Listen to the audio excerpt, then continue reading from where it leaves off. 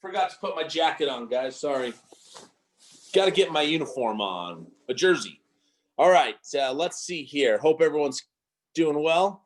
Did you get things written down? Okay. One thing that I was going to suggest to everyone as a thought is here we are, the first Friday of the month. And the new year, the first Friday, the first working Friday. And I had a question. How's it going?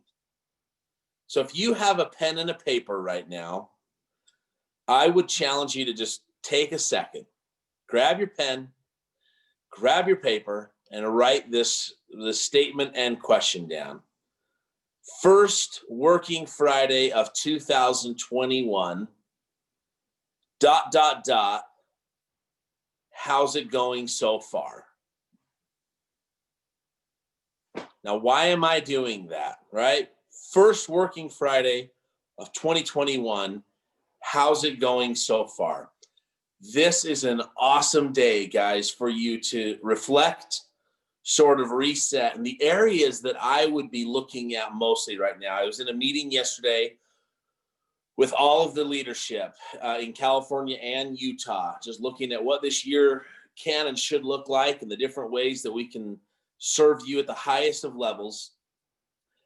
And it was interesting to listen in there. And one of the things that George had talked about was some of the action items, right, that an agent should do every day, not just an agent, pardon me. I mean, all of us really that are in the sales world, but a couple of those things that we should do before noon. I'm trying to remember what the third one was. I have it on my notes, but it was prospect.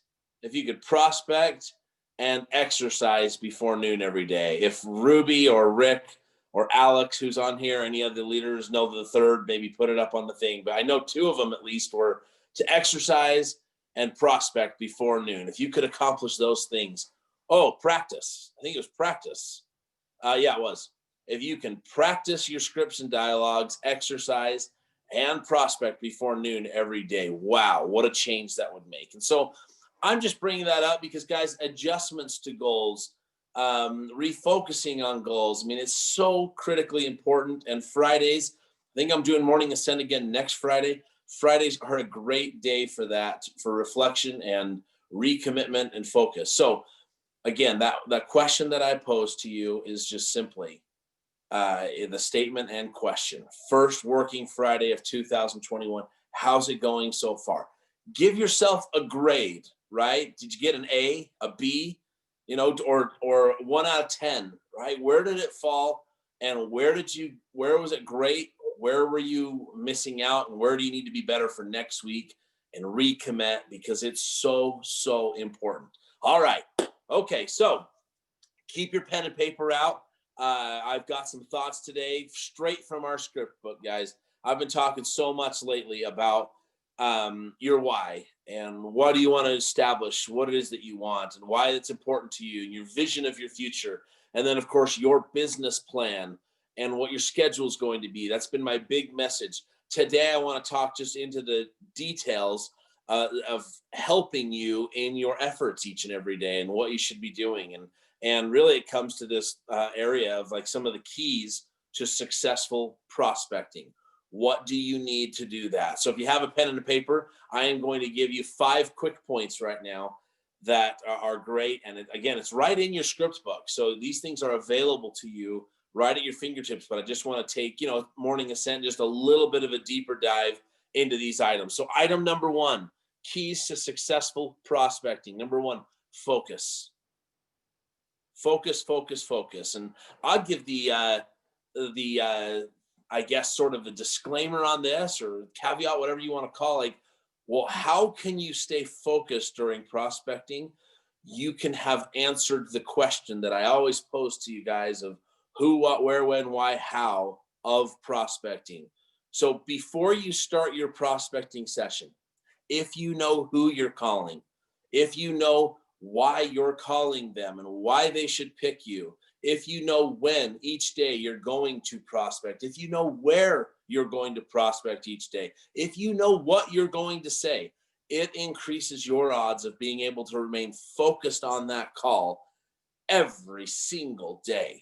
And so make certain that, and here's where I see the failures come in.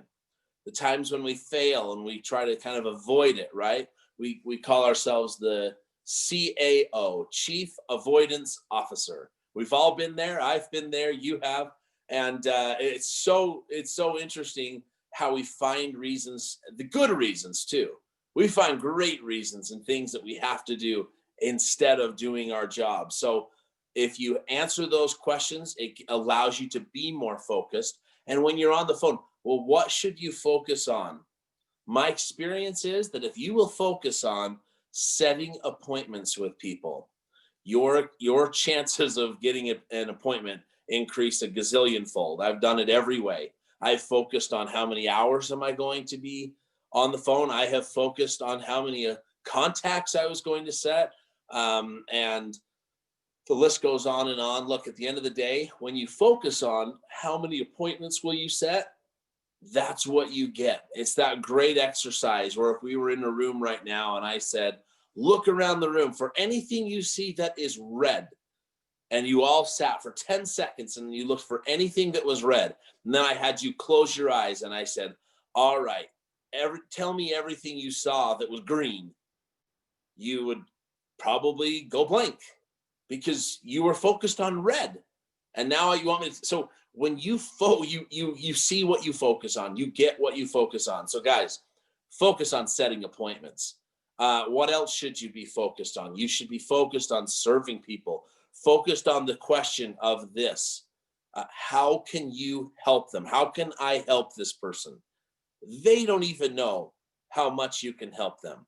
It's that great statement that I love to share when I'm prospecting, the empathy of, if I were you, I wouldn't want to list with an agent either, right? It sounds crazy that I would even say that, but if you were them, if you didn't understand the value that you brought to the table, right? And they said something, I might consider being empathetic with them, saying, if I were in your shoes, I would feel the same way too.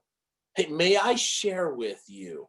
Boom. Or may I ask, or hey, help me understand what is most important to you about getting your home sold. Show the empathy. That's actually part of this connection and successful prospecting. I'm not hitting the empathy, repeat, affirm, empathize today, but okay. So focus, focus, focus. People have written books on just focus. So keep that focus together. Make sure you've done the things in advance that will allow and increase your odds for better focus. Number 2, energy and enthusiasm. This is an interesting one. And it kind of combines, in my opinion, number 2 and number 3 are sort of combined. So I'm going to talk about all of them in combination. So number 1 is focus. Number 2 is energy and enthusiasm. Number 3 is standing up and smiling. All keys to successful prospecting. So let's talk about this for just a moment, getting that energy and enthusiasm. Look, if I head directly to number 3 and say, when you're standing up doing something, does that create more or less energy for you? If you're standing up, right? There's like science behind this, guys, that talks about the blood flow, the oxygen flow, the way your voice works, and all of those good things. When you're standing up, that it's better. One of the things I love, Jason Carlson, one of our great managers, I know he's had for years a trampoline in his office so that when he's on a phone call, he's kind of bouncing a little bit, and between calls, bouncing and keeping energized, keeping his body moving. If you look at anything from Tony Robbins talking about how to change your state or keep your state in a great place, it's going to be about the physiology of what you're doing. Okay, so and focus as well. And the language you're using. So think about how important standing up. So put yourself in an environment. I was at Costco the other day. They have these portable desks at Costco, like that you could set on top of your desk that turns it into a stand-up desk. So if you're interested in that, those things are all over Amazon. Again, I just saw them at Costco for less than $100, an additional desk that can sit on top and allow you to sort of be standing up. Or even better, look, go out into one of the prospecting areas if you have one in your office, if there are any stand-up cubicles. I know we have some places, some We don't, but if they have it, consider doing that. Put yourself on the hook for that. Next one is smiling. Okay. People will often talk about energy and enthusiasm, and then we go into what's going to be next about building rapport, matching rate of speed and voice and volume and all of that. And you go, well, wait a minute. If someone answers the phone call and they say, hello, can I help you? Right? Are you going to go, hey, my name's Jeremy, look here, and I want to talk to you today about selling real estate? Like, no, you're not going to do that. But some of us are going to match what I just did with enthusiasm and energy. So, boy, if you can pause for a moment and recognize one thing in your life, if you can smile more while you're speaking to people, it is crazy the impact and effect that that will have. Again, Google it and look at some of the articles. One of my favorite stories, my father-in-law used to be in sales. Oh, I guess, sorry, I had to sneeze, guys. Non-COVID sneeze, I promise. My father-in-law was a salesman. And when he was a young salesman, he knew all the scripts. He was showing up every day. Knowing him, he must have been working like a crazy guy. He's such a good hard worker.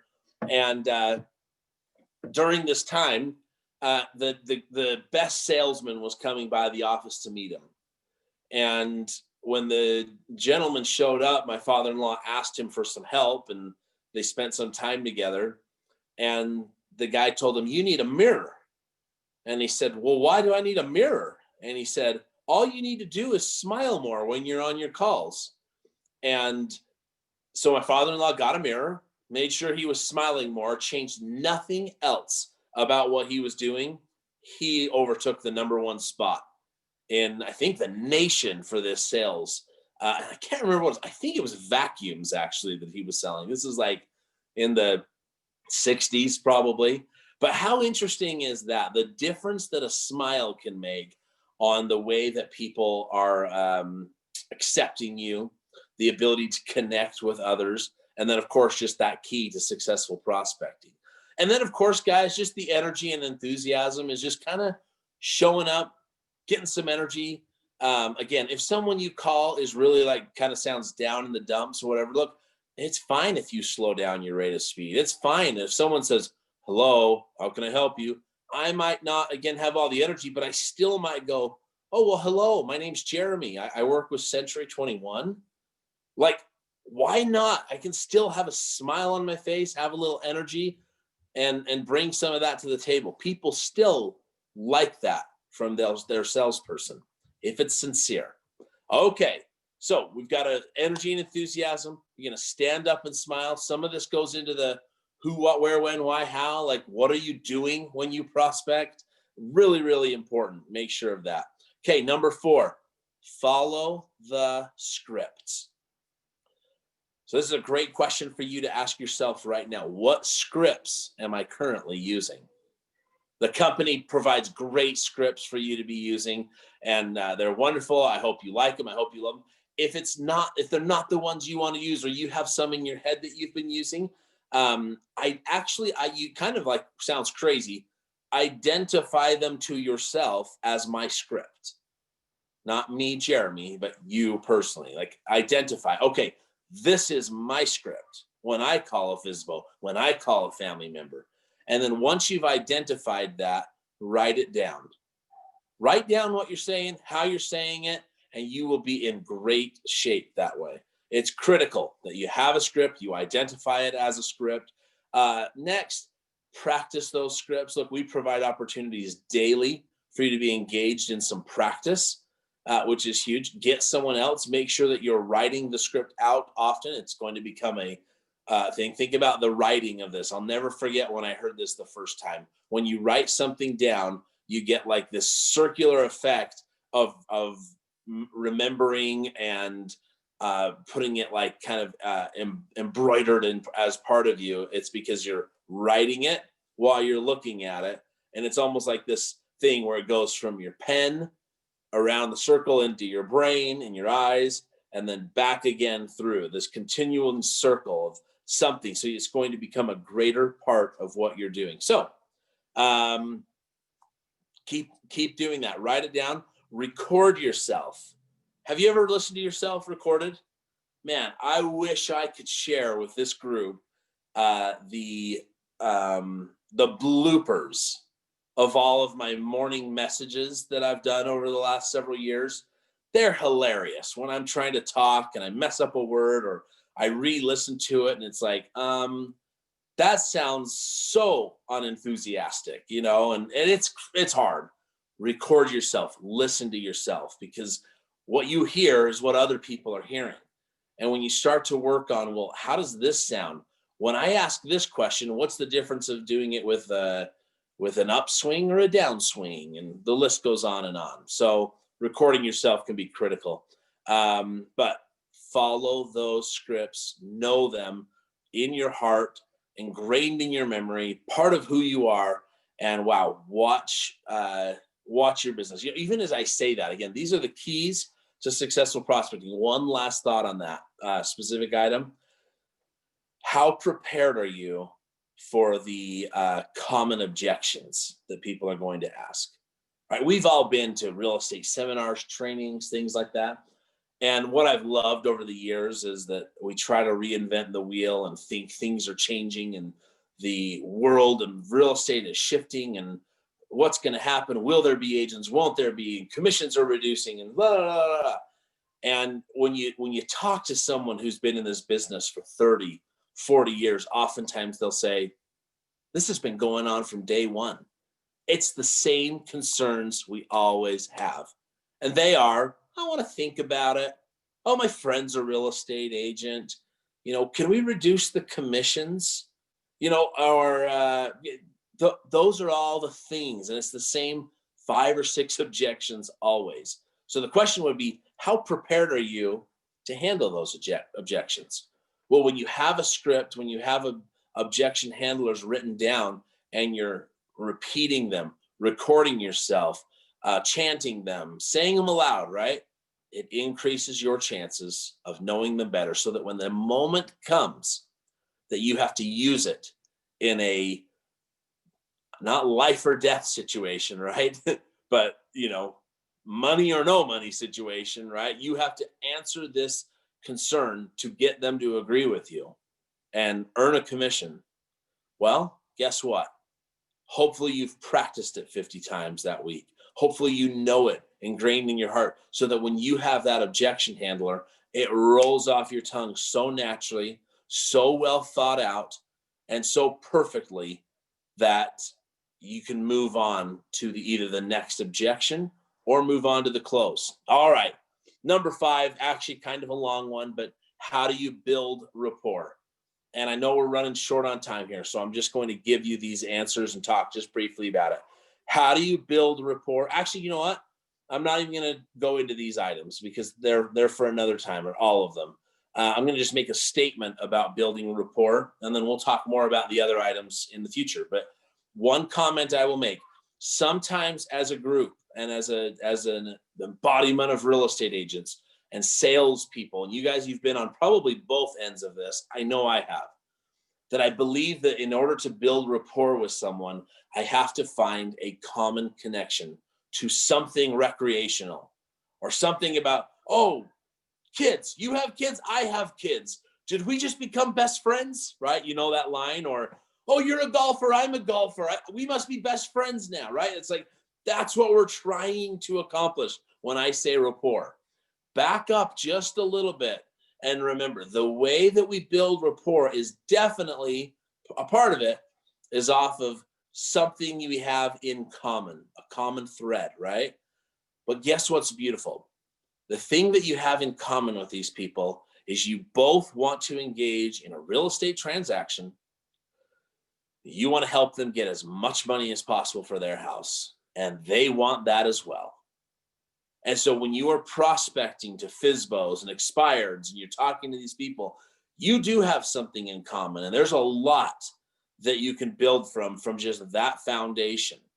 So before you take 40 minutes of your appointment or your phone call talking about dogs or golf or boating or whatever else, make certain that you know that you don't have to do that. There are other ways of building rapport and connecting with people. And those include, if you open your script book, you'll see them: asking great questions, repeating and affirming, matching the rate of speech and volume and tone and all of that. But my quick thought today on building that rapport just simply comes from saying, look, you can build rapport just by connecting about the thing that they want, and their desire of getting their home sold, and your desire to get a person's home sold or help them find the right house, whatever that may be. So anyway, all right, guys, those are 5 great steps to prospecting and successful prospecting. I know you can do it. So let's move on from that, and put that and implement that into your day to day, and you can do great things. So if we can, let's go ahead and get those extra